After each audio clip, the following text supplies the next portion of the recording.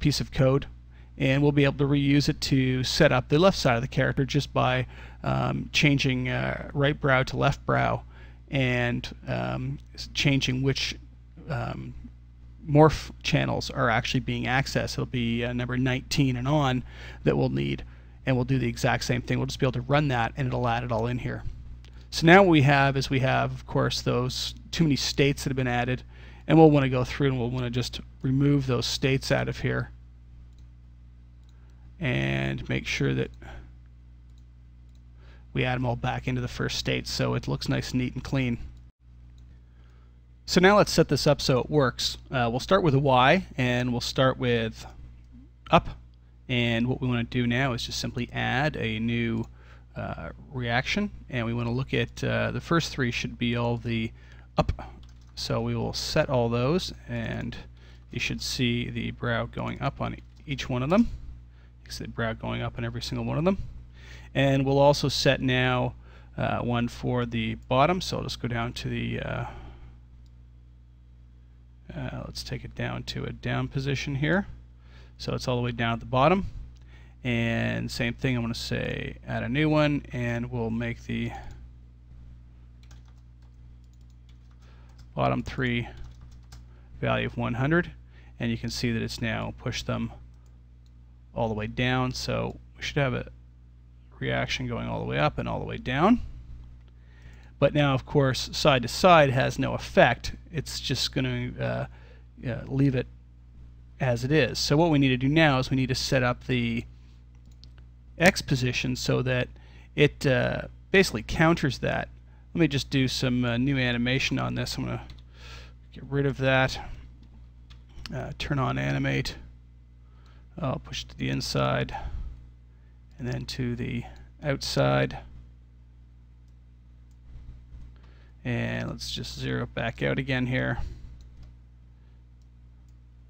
And we'll take it to the bottom. Do the same thing here. We'll take it to the inside. And we'll take it to the outside. So now what we need to do is we're just going to set it up so that when X is all the way over to one side, it's going to pull down some of these values, because these in the X, these are all the second controller in the list. In Y, they're all the first controllers. So I'm going to add a new one here, and when it's up and it's over this way, we want to just find which one it is. So you can actually see that this is pulling it down as I pull this value down. And by the way, just clicking on one of these fields and left clicking and dragging, you can actually change the numbers.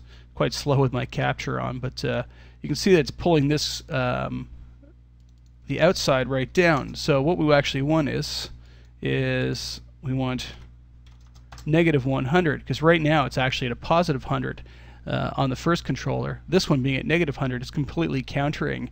As one goes up, the other goes down when you turn it side to side, so you can actually completely counter it. The next one should be the middle of it. Now if you wanted, what we could do is we could actually do say a negative 50 in this one, so that's it's only half of the middle one is allowed to happen. So now when we actually change it, you can see it's actually scrubbing down the outside of the eye. And if we wanted, we could even just leave it at 0. So we can play around with this and actually get different, different shapes happening just by playing around with our weights of our reaction manager.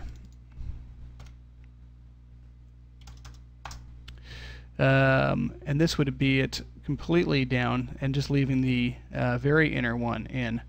I think it might be best if we left this at about negative 50. Now once we go around to the on the outside, exact opposite, just add the state again, and we're going to do the exact opposite for this one. The inner one should go down to negative 100. That's going to take the inner one down. And same thing here, negative 50. And what we've got now is that something like this. Now, when it's up in the middle, what we might want to have is that we may want to